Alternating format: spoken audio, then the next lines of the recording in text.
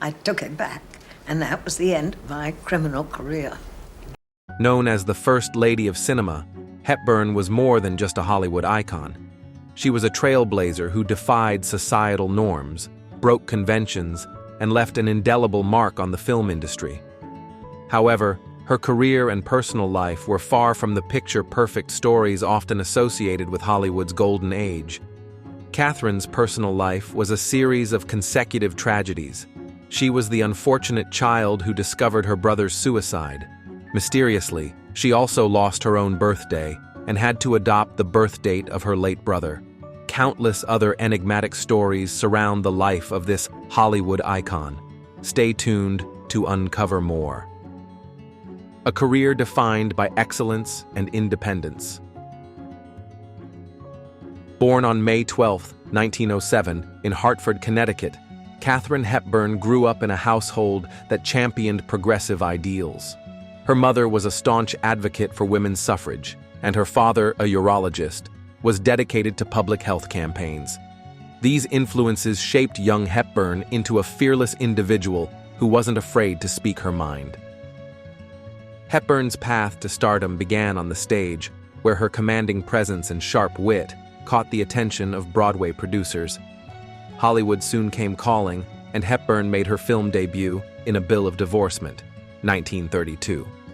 Almost instantly, she was recognized as a unique talent, with a sharp intelligence and charisma that set her apart from her peers. In some old Hollywood publicity shots, Hepburn looks like the typical 1930s movie star. She has the same lustrous hair and high cheekbones as Garbo, and projects a similar sense of glamour. In fact, she was a far more anarchic and contrarian figure than any of her fellow contract artists. Hepburn was an outdoors type, a tomboy from blue blood, liberal and intellectual New England stock. Her mother was active in the suffrage movement. She herself wasn't the type of starlet who would be discovered in Schwab's drugstore, or who would allow herself to be bullied or manipulated by U.S. studio bosses. Despite a promising start, her career hit a rough patch in the late 1930s. Her choice of unconventional roles and refusal to conform to Hollywood's expectations led to a series of box office flops, earning her the label box office poison. Many stars might have crumbled under such scrutiny, but not Hepburn. Instead, she staged one of the greatest comebacks in Hollywood history with The Philadelphia Story, 1940, a film she personally championed and co-produced. The movie not only revived her career, but also solidified her reputation as one of Hollywood's leading ladies. Over her 60-year career, Katharine Hepburn delivered performances that were as diverse as they were unforgettable. She was a master of comedy in films like Bringing Up Baby, 1938, and The Philadelphia Story, yet equally compelling in dramatic roles like The African Queen, 1951, and On Golden Pond, 1981.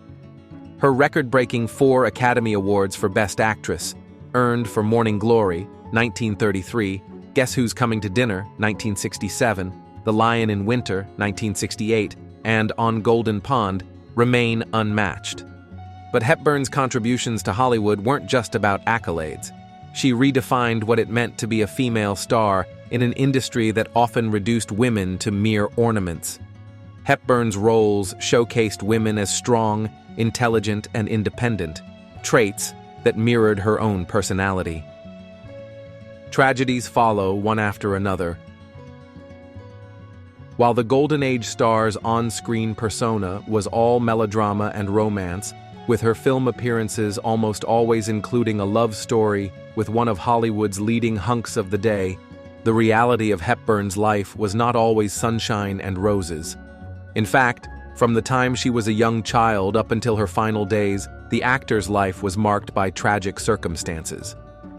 What has been regarded by many, including her friends and family, as the chief tragedy of Katharine's life was the death of her older brother Tom at 15 years old.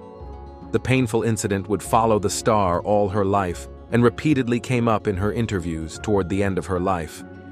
It was spring 1921, and Katharine and Tom were enjoying the Easter holidays at their godmother Mary Towell's home in Greenwich Village, away from their parents and 4 other siblings.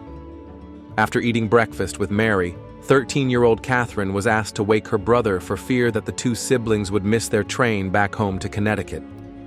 As the story goes, Katharine ran to the attic bedroom where Tom had been staying. She knocked on the door, but there was no answer. She knocked again and called his name, but was only met with silence. When the teenager opened the door, her life was irrevocably changed. She discovered that her older brother had died by suicide. It's undeniable that this experience traumatized Katharine. Years later, she revealed, "After Tom was gone, I believe my personality changed. I went from being totally open to life to being closed to life. You might say ingrown, sort of like a toenail can get when your shoe is too small." Prior to Tom's death, there had been signs that the eldest Hepburn son was struggling with his mental health. In 1920, his parents found him with a noose around his neck in their family home. However, the 14-year-old claimed that he was attempting a stunt. While this event might have raised alarm bells for some, the steely Dr. Hepburn chose to believe his son's story. His powers of denial were so strong that even when Tom eventually did die by suicide, the well-known doctor refused to admit that the tragedy was anything but a prank gone wrong.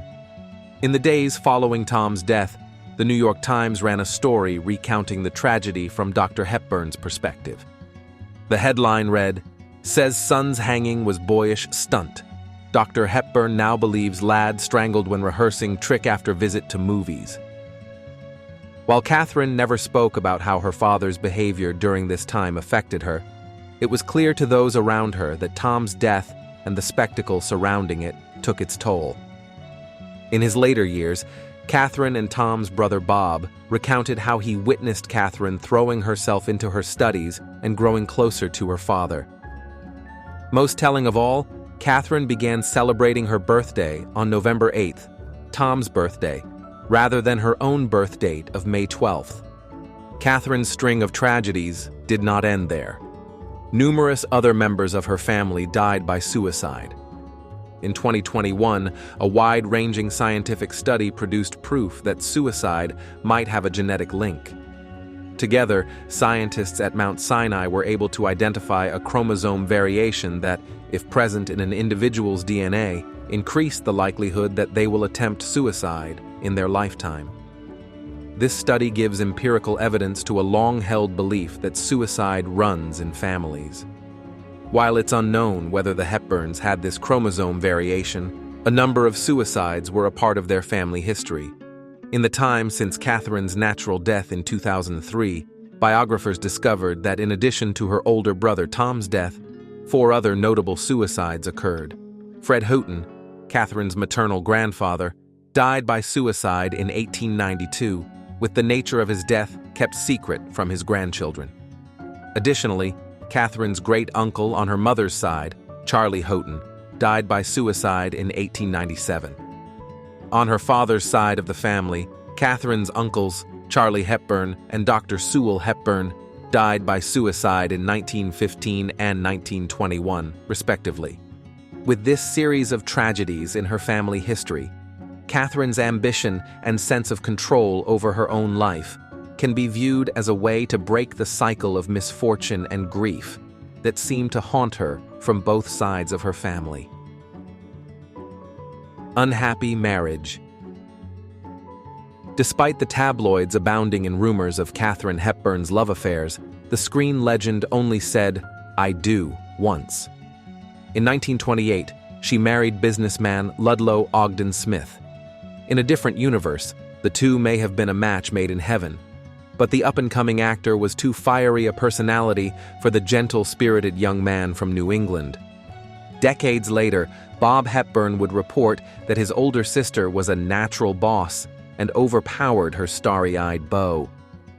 The power dynamics were so out of sync that Hepburn even convinced her new husband to drop the Smith from his name to make it more interesting. In an unconventional switcheroo, the young man changed his name to Ogden Ludlow to please his new bride. No one was surprised that this union didn't last. In 1932, Katharine's reputation on the stage won her a role in her first film, A Bill of Divorcement. Ogden Ludlow became a disappearing image in the rearview mirror as Hepburn struck up an affair with the agent Leland Hayward. She flung off the title of wife for good when she divorced Ludlow in 1934. In her 1996 autobiography, Me, Stories of My Life, Katharine Hepburn referenced one of the greatest affairs of her life, writing, "It was a unique feeling that I had for S.T. I would have done anything for him." S.T., or Spencer Tracy, and Hepburn met when they were cast as love interests in 1942's Woman of the Year. The romantic comedy follows the story of two journalists whose unexpected romance throws a wrench in their career-driven lives. It was a raucous success, with Hepburn and Tracy's real-life connection bleeding into their performances. Audiences went rabid for what they could tell was genuine attraction. The studios jumped on this, producing more Hepburn-Tracy team-ups. In total, the actors starred in 9 films together. Behind the scenes, a love affair quickly turned into a long and devoted partnership. As she detailed in her autobiography, the couple passed 27 years together in what was, to her, absolute bliss. Sadly, though, she was never able to marry Tracy. Despite their once-in-a-lifetime connection, Tracy was a devout Catholic and refused to divorce his wife. His fear of divine punishment was only worsened when his son, John, was diagnosed as deaf not long after birth. Tracy felt that this diagnosis was God's way of punishing him for his sins. One aspect of Katharine Hepburn's life that seemed to draw the most interest were her romantic interests. Possible romances have been suggested in the many biographies that have come out since Hepburn's death. William J. Mann, the author of Kate the Woman Who Was Hepburn, has suggested that Katharine Hepburn's romance with Spencer Tracy was nothing more than a convenient partnership that allowed both parties to hide their true sexualities. Rumors about Hepburn's sexuality followed the actor throughout her entire career. However, Mann asserts that these claims weren't fabricated out of thin air. On the contrary, Laura Harding, one of Hepburn's close associates, reportedly called herself Miss Hepburn's husband. Additionally, much of her life was spent with a companion, Phyllis Wilbourn, who stood by Hepburn for 40 years. According to Mann, Hepburn said, "Phyllis and I are one." We may never know whether these relationships were romantic in nature, but if so, living in the closet during a deeply homophobic time would have been a painful experience for the actor.